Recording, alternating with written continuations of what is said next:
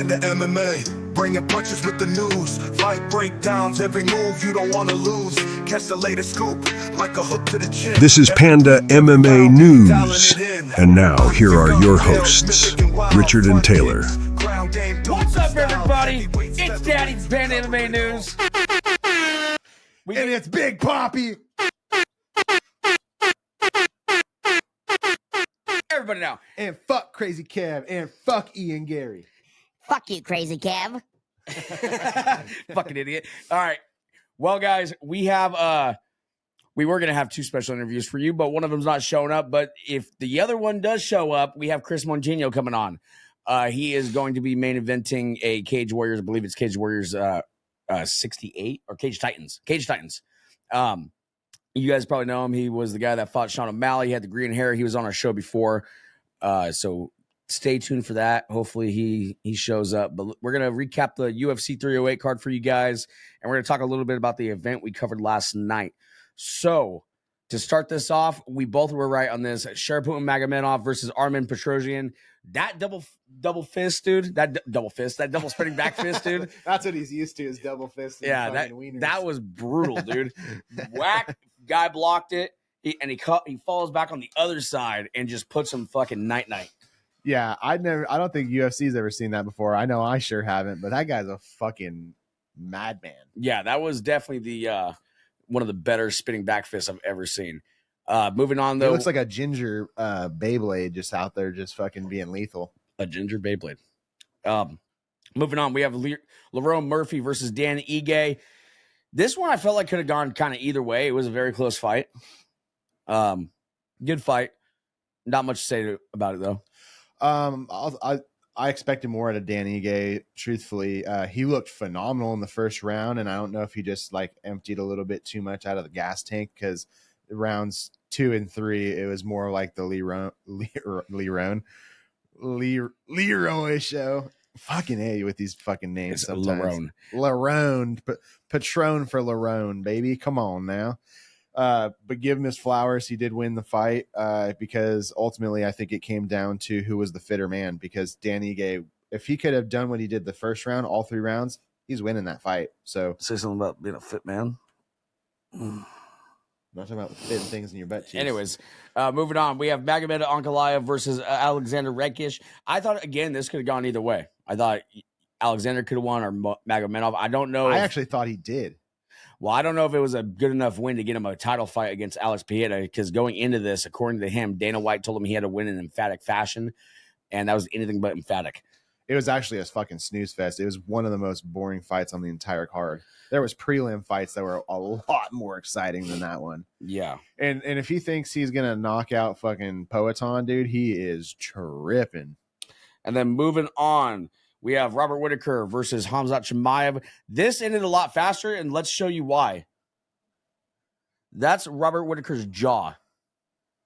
His jaw, it looks like it has a double fracture because those 3 front teeth are in the back underneath his tongue. So, yeah, that's pretty fucking brutal. I wanted Whittaker to win, but I did say if it was a first round or second round finish, it would be Chimaev. Whittaker really had to draw that out and probably get a decision, or wait till Chimaev got tired and knocked him out. So what do we know? Khamzat is that guy. He literally did that to Robert Whittaker. I was texting this guy before the fight happens. I'm like, dude, I could see it. I could see this happening where in the first round, Whittaker does a nice little clean in and out and puts Khamzat to sleep, because he's been out of the octagon for an entire year, and Robert's been active and he's a beast. But I told him I could also see Khamzat grabbing him up and just drowning him the way that he did, like Kevin Holland or something. And sure as shit, dude, I don't even know how he does it, man. It's like Robert Whittaker was the real matador that night, because Khamzat Chimaev had his ass like a fucking bull, like literally just ran at his fucking legs, dude. Snatched his shit up like it was a weave, and he had to get his money from his hooker, and then just took him down and basically smothered him, and then just toyed with him like a little cat and a little toy, like just toyed with him. And then next thing you know, he slipped that in, and boom, baby, just. What do you guys think about that grip strength of Khamzat? That shit was nasty. It reminds me of someone I met in Vegas. Okay. But moving on. We have Ilia Topuria versus Max Holloway. Guys, Max Holloway was looking great. He was looking fantastic. I think the weight cut, we were talking about this before we aired. I think the weight cut had a big play in this. If you watch the weigh-ins and everything, he kind of looked like shit. I think he's getting too old for that weight cut. Because he ate a few of Ilia's hard punches in the beginning and he was able to recover. I think if that was 155 max, I don't know if that would have put him out, but props to Illia. Illia is that guy. Illia started off his title fucking run by knocking out Volkanovski, then knocking out Max Holloway, the two greatest featherweights in history. And I know he wants to move up to 155. And now I kind of believe there's only one man that's going to beat this man. That is he fucks sheep. It's Islam. Dude, Max looked absolutely great. I saw him, he won the first 2 rounds in my opinion, and I thought to me, just looking at Ilya, I thought he had a look of frustration a little bit, like he thought it would have been a little bit easier, but I was wrong. He was actually just being measured and patient, and he was waiting for his moment.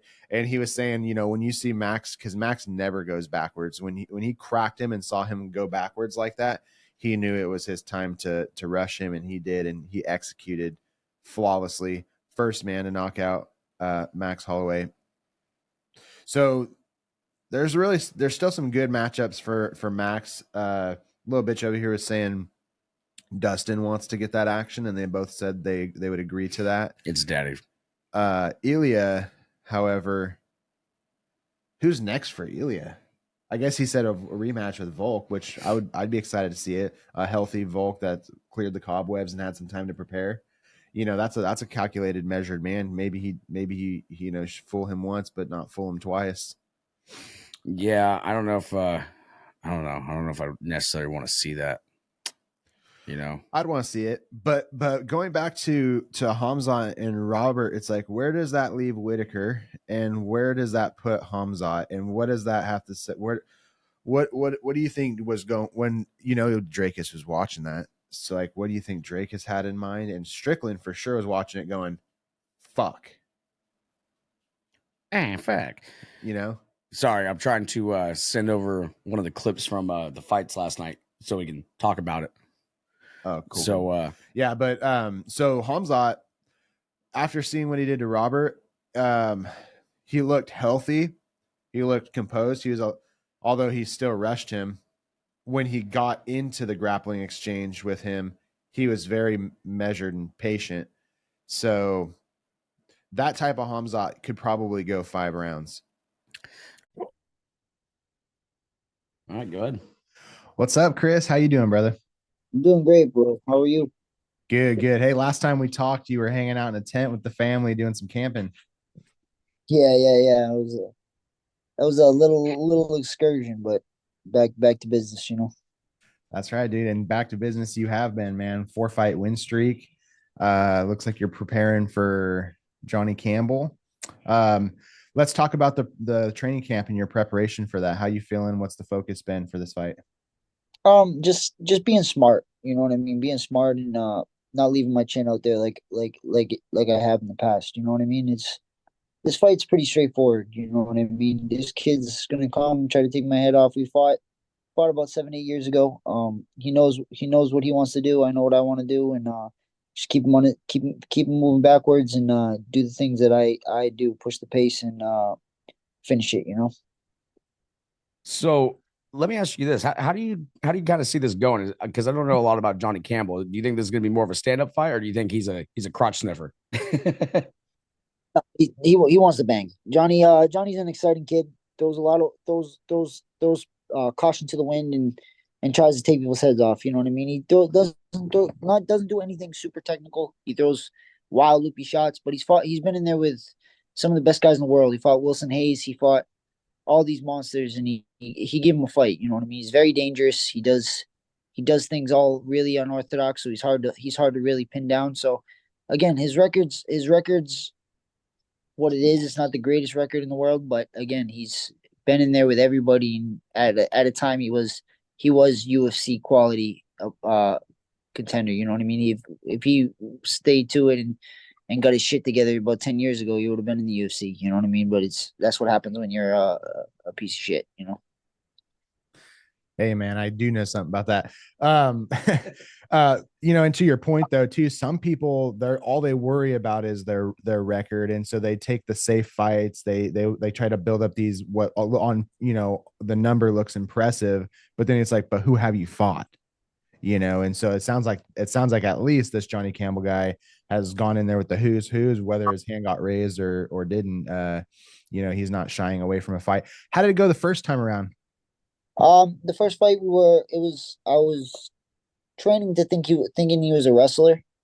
You know what I mean? And watched a lot of his fights, and he was just wrestling in those fights. So I wasn't really worried about his hands. Got into the first round, beat him, kind of took him down, did what I wanted to do, won the first round, and then the second round he came out, threw a big overhand, clipped me behind my ear, and then the rest was history. You know what I mean? He won. He won in the second round, TKO. You know what I mean? So it's just a little bit about getting that back. You know what I mean?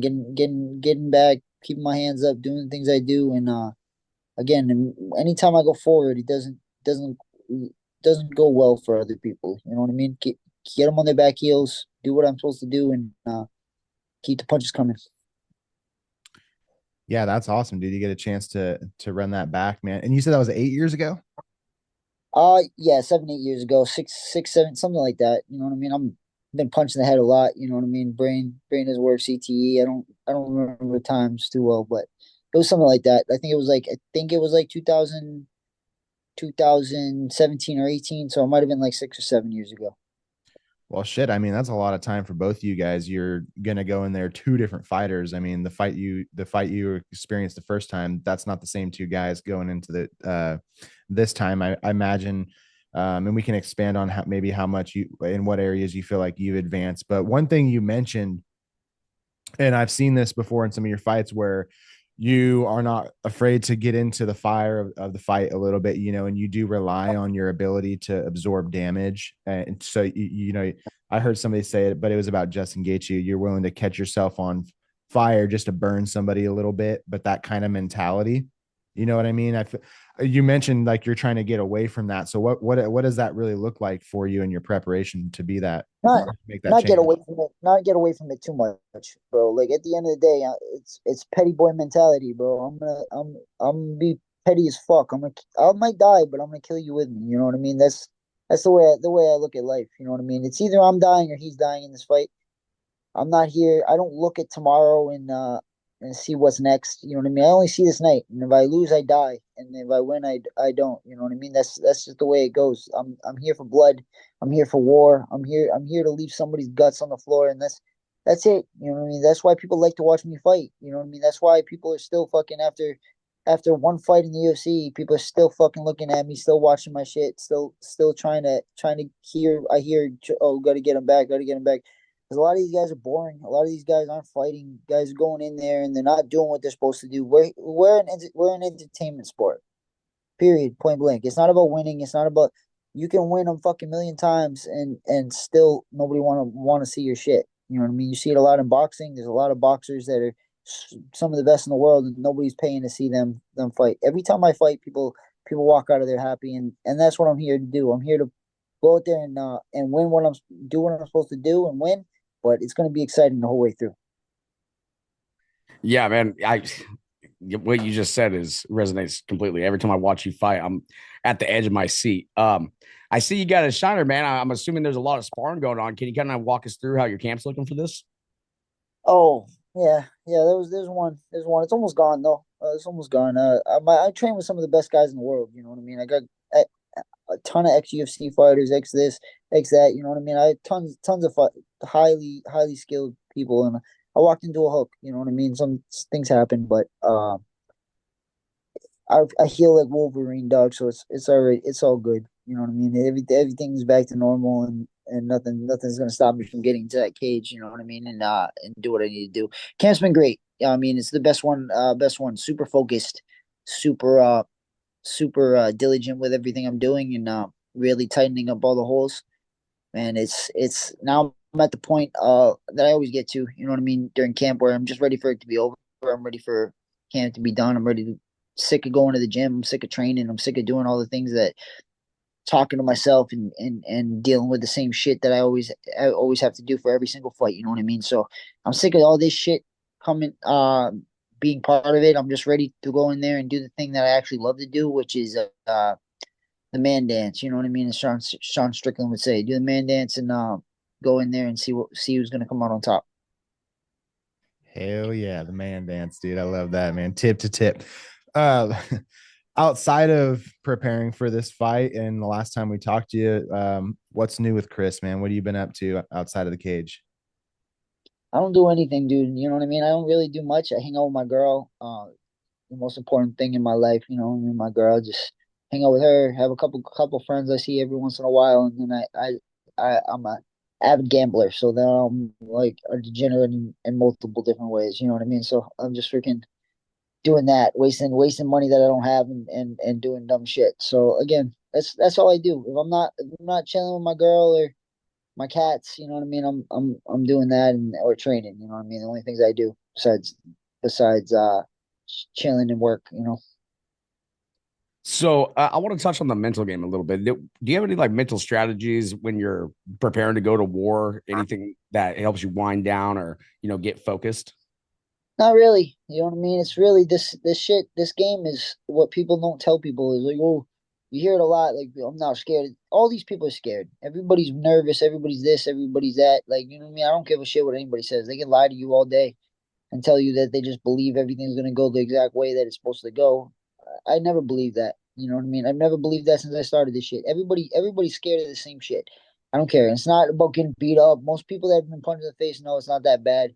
It doesn't hurt that much. It doesn't like you'll be okay. You know what I mean? It's the letting yourself down, letting people down, not achieving what you want to achieve. It's failing yourself as a human being and doing all the shit that people are nervous about and worried about. And I'm the same as everything else. The only thing that I found a little bit over the last few years when I went through everything I went through with the UFC and getting cut and all the people attaching to my life and talking shit and all that stuff, I got a lot better at just turning the bitch off. You know what I mean? Finding those moments where I'm talking to myself and telling myself the most negative things because in here I've been talking to a lot of people lately and getting them to understand like this voice. If you close your mouth right now and talk to yourself, you hear a voice. Most people hear a voice. How do you hear a voice with not saying any words? It's a demon. It's the devil in there. It's the devil in there talking to you. He only tells you bad things about yourself. He only tells you horrible things. That's why we all got depression. We all got this and we all got that. It's the devil trying to fucking take over your life. So it's been a lot of work with myself to not listen to that fucking guy and just do what I was put on this earth to do what God has ordained me to do, and he's given me a fucking beautiful life, regardless of all the shit I bitch about. You know, he's given me a beautiful life. He's given me beautiful opportunities, and it's my turn now to take the most of them, make the most of them. Hey, did you catch the fights that yesterday, the Abu Dhabi? I never watch him. You know, to be honest with you, I watched like the highlights the next day. Ilya is a fucking animal of a human. When I see that happen to Max Holloway, it's sad because Max is. I don't give a fuck who it is. Max is one of the everybody's favorite fighters. You know, Max is the man. So yeah, it sucks to watch that happen. But yeah, dude, Ilya's gonna be a problem for a long time. Yeah, that was my takeaway, man. Was Ilya? We both love Max Holloway, and to see Ilya do what he did is like, God, this guy's fucking impressive. Not just him though, but also Khamzat doing what he did to Robert in that first round. That was like, whoa, what the fuck, dude? You're crazy. Yeah, no, Hamzat's a beast, man. I really thought that fight was gonna be a lot closer. I thought he was gonna again, like I watched him fight Kamaru and I watched him fight Gilbert, who are smaller guys than Rob, and I thought they wore him down pretty good and made him and pushed him a little bit. So I thought it was gonna be a little bit closer, but yeah, dude, he's another problem. All those Russian guys, man, all those fucking Eastern Europeans and like people from those Asian suburbs like Uzbekistan and shit. They're just dangerous motherfuckers, and you gotta really have to. We're gonna have a real problem pretty soon in the MMA scene if we don't start figuring out ways to handle these guys.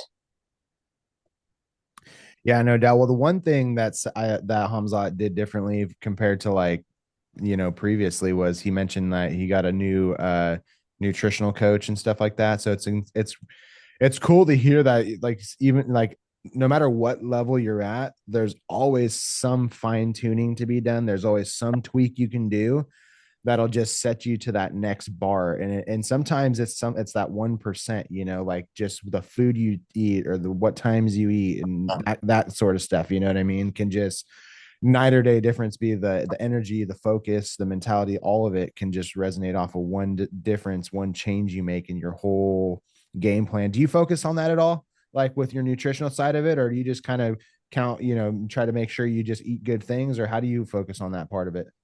Yeah, a little bit of both, man. I've never had a super hard cut. You know what I mean? I've never had a super hard cut. My weight's usually pretty good. This is the toughest one just because my work schedule's so different now. Again, I work night shifts and all that stuff. So my diet's a little bit different. I have to fine tune it just a little bit more to make sure that I make this weight. And I've never missed weight, so it's never that's the one thing I was taught really early that is unacceptable. You know what I mean? It's unacceptable as a professional. That's 90% of our job is just make the weight. The other 10% is the fighting part. You know what I mean? So it's unacceptable in any way.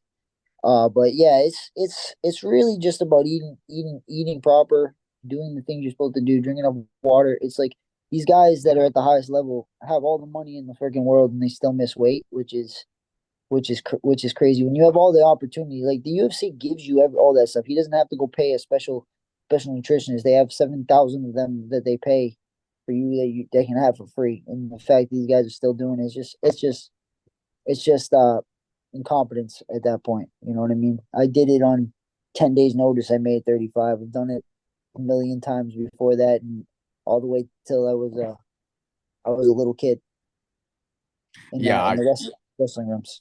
I definitely agree. It is super unprofessional. That's one of the reasons why I thought Hamzat was going to lose because guys missed weight before. But I want to touch on your post fight plans, man. So assuming you get the victory over Johnny Campbell, do you have any plans that you're going to go take a vacation maybe after, or maybe a fight that you're eyeing?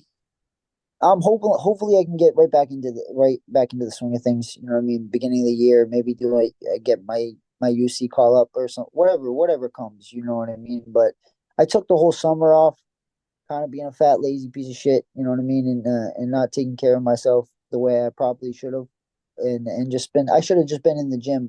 I was in the gym training, but I should have been in the gym training. If that makes sense. I mean, I should have had like maybe one or two more fights this year.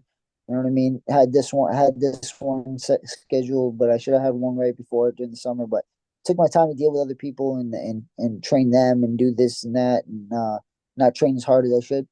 You know what I mean? So I spent the last like 2 or 3 months really working hard. Since the camp, I found out about this fight, like planning this fight like early September. So I took the last 2 months, late September, and took the last 2 months and really trained hard. So yeah, I plan on just staying in this mode that I'm in now. I'm very determined, very focused on what I need to accomplish. I'm ready to be back in the UFC. I'm ready to do these things with these guys, beat these guys, and make the money I'm supposed to make to fight. You know what I mean? I have been fighting for peanuts for so long. I'm like a circus elephant. You know what I mean? I'm just fighting for peanuts, and I'm ready to do what I'm supposed to do and make the money that I deserve and put these guys on a plan. I'm trying to set up my life, fix my problems, deal with my debts and all this other shit, and set my life up to have kids and all this other shit in the future. So the only way I do that is through only way through is only way through is in. You know what I mean? I have to go deeper into the rabbit hole to get out. You know what I mean? That's the way I look at it.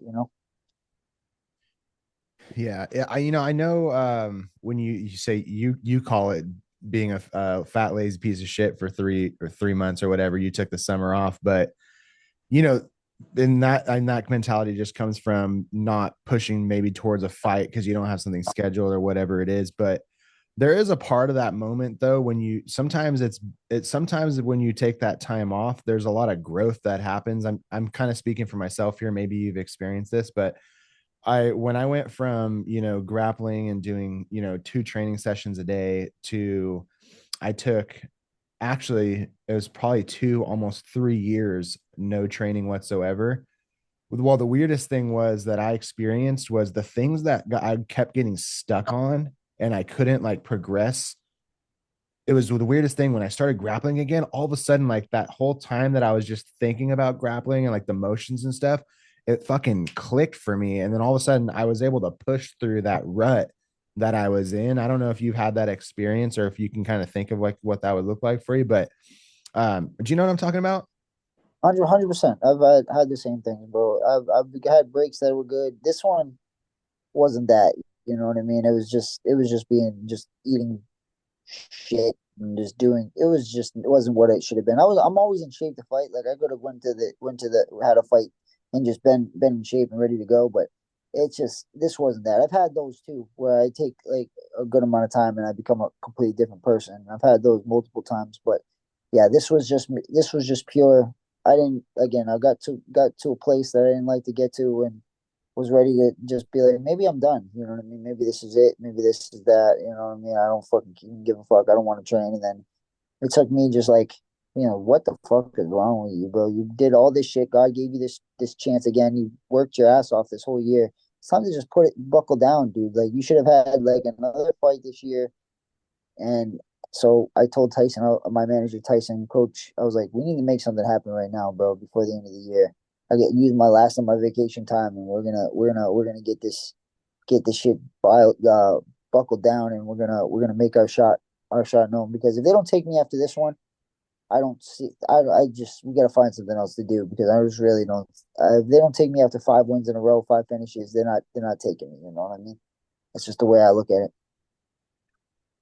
Yeah, well, I mean, 5 wins in a row, man. I would assume they're at least going to give you a contender series shot. But well, man, we really appreciate your time. I don't want to take too much more of your time. I just want to end on this. What's your prediction? How do you see this fight going? I don't know. To be honest with you, I see a finish. That's all I see. You know what I mean? I don't care what round. I don't focus on that. I don't care if it's on the ground or if it's on the feet. I'm finishing this fight. I'm pushing a pace that he's not going to be able to follow, and I'm going to work this dude. It's going to be blood the whole time, and I just can't wait, man. This is something that it's been eating my brain away for so long, dude. It's all I think about. It's all I've been visualizing all this stuff, man. So I'm thinking second round finish, but we'll see. You know what I mean? And we'll see if he makes it longer. It makes it longer. It's tried to get 5 rounds for this fight. He definitely said no, and they just weren't having it. So I tried to get as many rounds as I could so I could just make this fucking as painful as possible and show the world what's going on. So yeah, man, I think I finish him in the second round, but we'll see what happens. Sounds like 15 minutes all gas, no brakes for you, Kris. Gas pedal broke, dude. The car's going off the cliff. If I don't hit him first, you know what I mean. Hell yeah, dude. Hey, thanks, dude. Thanks for hopping on with us. It's always cool talking with you. Yep. Have a good rest of your Sunday, man. You too, guys. Thank you.